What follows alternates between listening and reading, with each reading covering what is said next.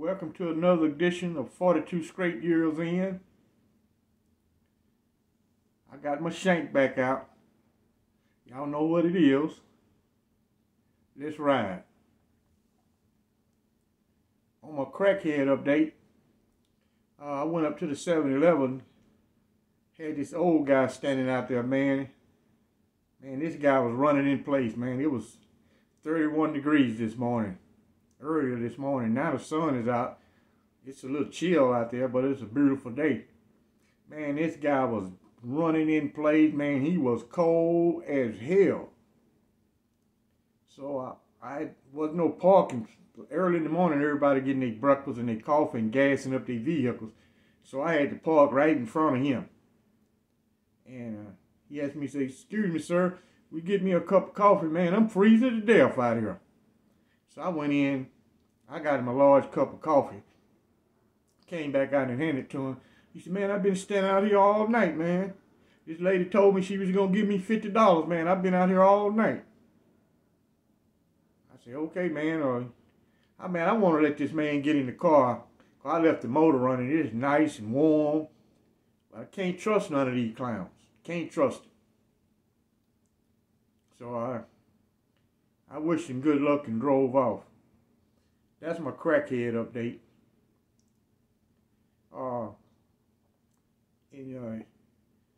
My last video I posted, titled "The Saga of Timothy Brown."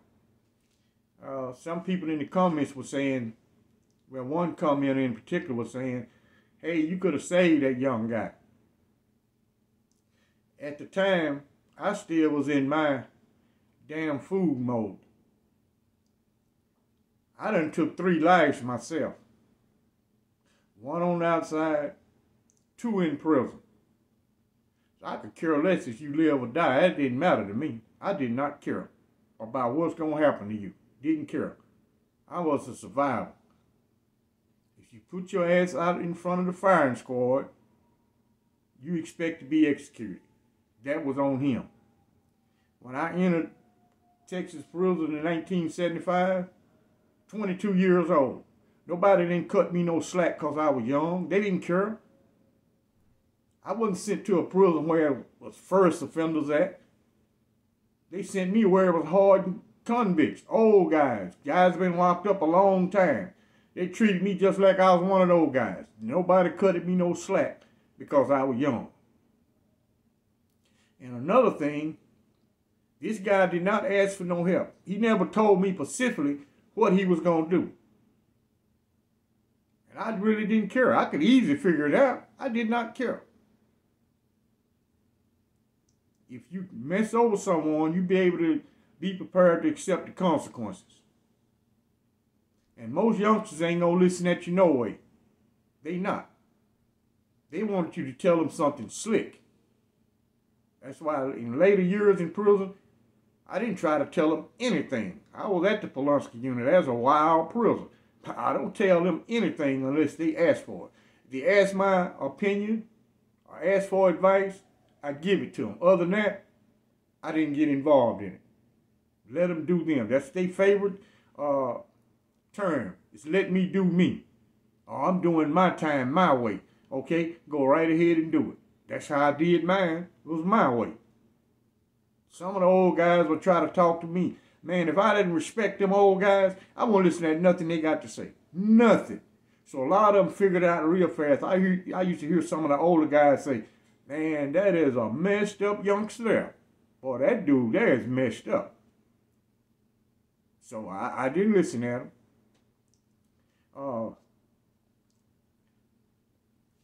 Here in Dallas, there's only 3 ICU beds open in the big city of Dallas, Texas. All these large medical centers here, there's only 3 ICU beds is open. You know, you may not believe in COVID-19, but something drastic is going on. You know, the truth about science is that it's true or not whether you believe it. Most people who be speaking with these conspiracy theories or whatever don't know the first thing about science. Not one, I mean, elementary science, they don't even know what the hell you're talking about. And they don't know what they're talking about. Everybody's going under assumption. Something is going wrong. And it's a lot of medical personnel live here where I live at. A lot of doctors, nurses, surgical nurses, they live here. And I got one nurse in particular who me and her talks all the time. And she gives me the 411 on what goes on at Baylor Hospital. This woman ain't got no reason to lie. She worked with COVID-19 patients every day. That's who she worked with. You know, each to his own. You know, what inspired me in prison to be a survivor? In 1975, Dallas County Jail was a bad place to be. Now, if you took heed to what those guys would talk about, they knew all about prison. They've been in every prison in the Texas prison system. Back then, they only had 16 prisons. Now they got 103. It was only 16 prisons. Those guys could tell you what prison you was going to by your age and how much time you got. They could tell you almost pinpoint what prison you was going to be assigned to if you got convicted. Now, what inspired me is I hear guys talking in county jail, but when I got assigned to the Eastham unit, and I was one of the few first offenders there. And one time in 1975, I was the youngest guy at this whole prison. So youth, that's not an excuse. I was the youngest guy there. Even the warden said it himself. He said, I don't know why in the hell they sent your young ass here. He said, you should be at Clemens or Ferguson somewhere. You shouldn't be here. He said it himself. But I had to survive. And I've said this in several other videos. A guy named David Crockett. He's from Dallas, Texas. This guy show up just to show out. He's a bad man. I'd heard the inmates talk about him. Never had seen him in action because he don't bother no one. So the warden at Eastham unit at that time was Warden Turner. And they put a hit out on David Crockett. The black inmate guards would not take the hit. They wouldn't take it. So the unit, the prison was ran by white inmates. They were the majority at the Eastham unit. Majority of the inmate guards there were white inmates. It's a predominant white prison. And they're going to show the warden that they tough. Now, these some big white guys. I'm not talking about no little puny-ass white boys. I'm talking about big white boys who lift weights, work out. I'm talking about each one of them, each one of these guys weigh a good 250 on up. Not no little dudes. These are big dudes. And the famous Sonny Evans, he joined in. So they caught David Crockett coming down the hallway from Chow. About 6 or 7 of them standing out in the hallway. At Eastham, you used to seeing that. Because white inmates run the prison. They were so bold there, they would put Ku Klux Klan robes and the Ku Klux Klan hat on and walk down the hallway right by the black cell blocks. Stand out there and talk. That's how bold they were there. And they started approaching Crockett. Now, I already made it back from Chow. He lived on the same cell block that I lived on, C-Line. That's on the south end of Eastham. Anyway, they started approaching him, and he had on, that's when they sold Converse All-Stars. They were the only tennis shoes they had. That's what he wore all the time. So when they got in range of Crockett, he didn't do no talking. He cut loose on the ass. Started out, 6 or 7 of them. They couldn't do nothing with him. He laying their asses out in that hallway. Some more run out to join in. By this time, we all at the window in C-Line, we looking at this. Now, that inspired me in later years. This one man was able to handle all those inmate guards by himself. That inspired me in later years. And no guys hardly talk to Crockett. They're too afraid of it. So one day I engaged him in a conversation. And I guess he felt sorry for me. I was so young. He said, well, I guess he said, well, this young guy don't know no better. And I wasn't scared of him. I know I can't whoop this badass dude. But he looked at me as not a threat. Not coming to him running no game.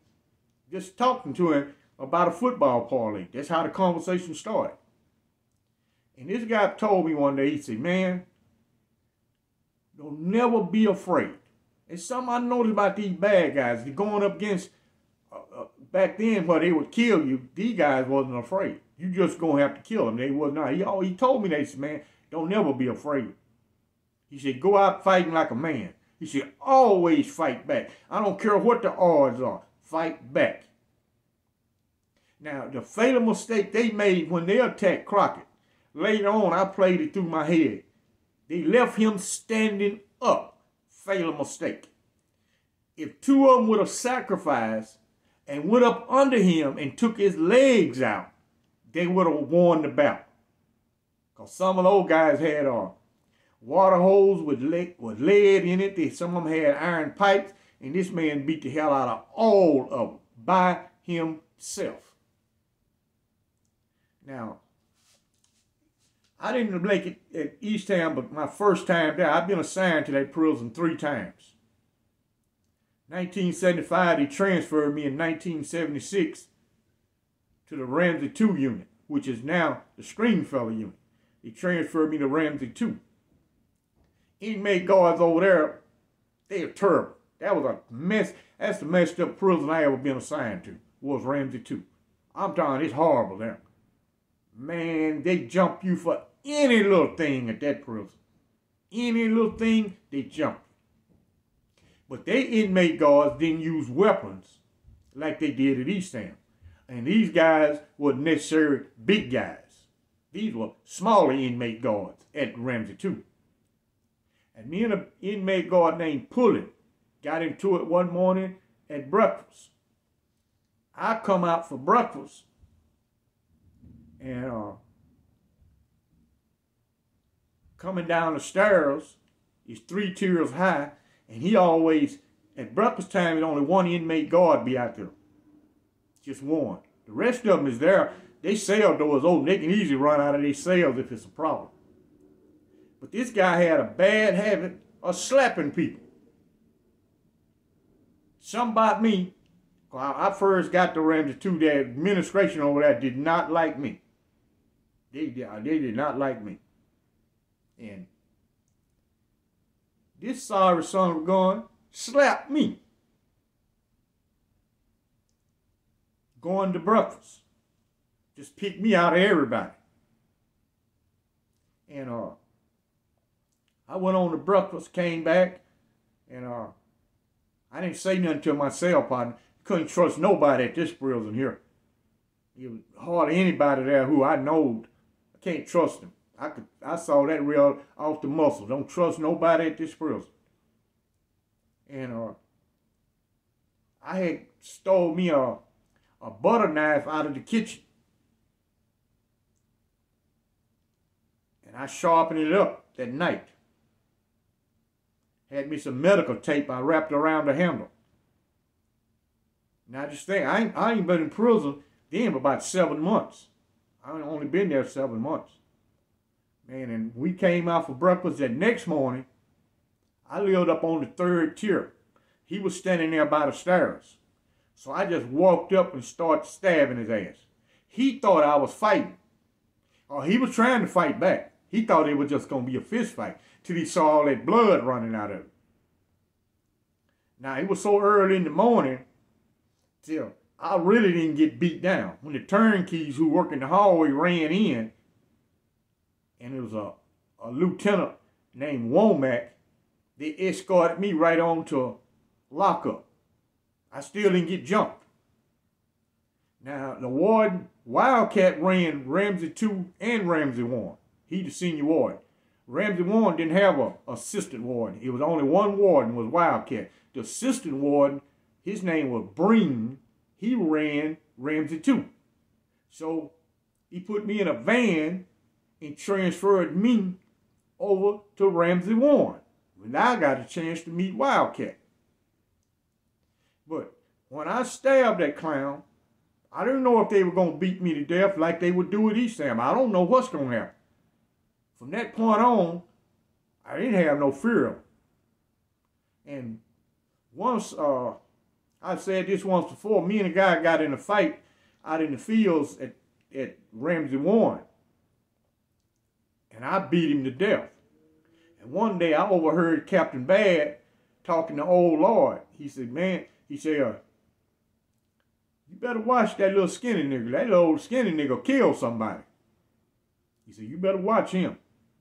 They let me know I done reached the pinnacle. If Captain Bad give you your card, you done reached the pinnacle for being totally ignorant and a total disregard for violence.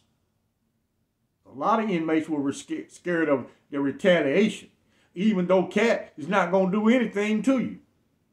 I done seen a lot of guys coming there for assault or stabbing up somebody. Cat don't do nothing to him. Everybody was just afraid. He did not do anything to you. He talked and smiled to you when you like you and him the best of friends. He always would tell you, defend yourself. You ain't got to take no crap from no other inmate. You ain't got to take it. Now, he not including the inmate guards, because they personally work for him. Now, you stab one of those guys at your own risk. But a normal, regular inmate, you can destroy him. Ain't nothing going to happen. If you did get punishment, it's going to be at the lower spectrum. And he real creative with punishment. He'll give you some punishment not even in the rule book. Like say, stand in the hallway 3 days.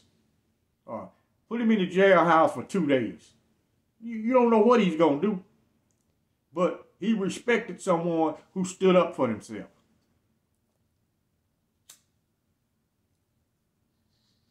So all that shit about somebody young, hell, I was young. I grew old in a maximum security prison. I was young when I came there. I ain't never had been in prison before. But one thing, I kind of listen at those guys in Dallas County Jail. They give you the basic insight on what to look forward to during your stay in a Texas prison, because these guys been to all of the prisons. You're going to meet somebody, been to every prison in the Texas system. And they'll tell you how it's ran, how the wardens are, how the inmate guards are there, how you work out in the fields. They're going to lace you up on everything you need to know. The key point was you could not be afraid. And you went to Texas prison then, they were going to test you. You were going to be tested. You wasn't going to be able to talk your way through nothing. That wasn't happening. You ain't going to be able to talk and try to negotiate. They didn't do no negotiation. So you sit around and talk the tough guy talk. Those guys expect you to be tough. You kept your mouth closed. They didn't expect nothing out of you because they ain't going to know nothing about you. So if you got out there and you can't win every fight and you lost, nobody look down on you. You ain't sit and running your mouth about how bad you are, how many guys you done beat up. And they get out there and look at you and you fight like a girl. Or you scream for mama and dear God help me and all that. I done seen dudes just beg. I be saying, man, come on, man. Can't be that bad. You done committed all these horrible crimes on the outside. Then you get here and thinking somebody's supposed to have empathy for you. When you didn't have empathy for the crime victim, I never hear a guy say, man, I'm really sorry I robbed that man. And when I get out of here, I'm going to get me a job and pay that man his money back for the damage I caused. I don't hear no convict say that. So you get what you got coming to you. Just like you give it out, you should be able to receive it the same way. You know, I used to talk to a lot of guys. They used to tell me, man, you don't even act like a dude who got a life sentence. They didn't see me walk around all moody. Every time they see me, I'm in some shit. See me got a smile on. I ain't even worried about the consequences. I didn't even care. So when that fool at the wind unit got that old man's $100, he got his just due. And I don't believe, even if I would have said something to that guy, which you don't go tell no other convict how to take care of his business. And that guy knew exactly what he was doing. So I've been a waste of good breath trying to talk to him. That was by design and purpose. And he died horrible. You know, I didn't say this in the last video. When that guy cut his throat, there was 3 more guys sitting at the table. They was getting ready to play Moon. Man, that blood shot out on one of them guys. Man, he was screaming like a wildcat. He was screaming. Because there hadn't been nobody killed at that prison in a minute. That was a laid-back prison where it just didn't see no stabs and killing. Now, there was some guys in lockup in administrative segregation. They were killers. But most of those guys come from other prisons. They had those guys locked up. But in their general population, you didn't see that. You see a fist fight here and there on the basketball court or down in the shower room. You see that's what they fight at all the time. You see somebody get into it in the day room by the hand of TV or gambling debt. And you see a little fisticuff. That's about it. That was not a violent prison. Y'all follow me on Patreon. The link will be in the description.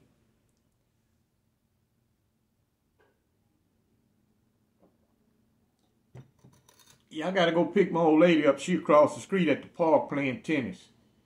Her and one of her friends, they closed her gym down because of this pandemic. They finally closed it down. So now she done got into playing tennis. Y'all like and subscribe. And I thank you for watching. Follow me over on Patreon.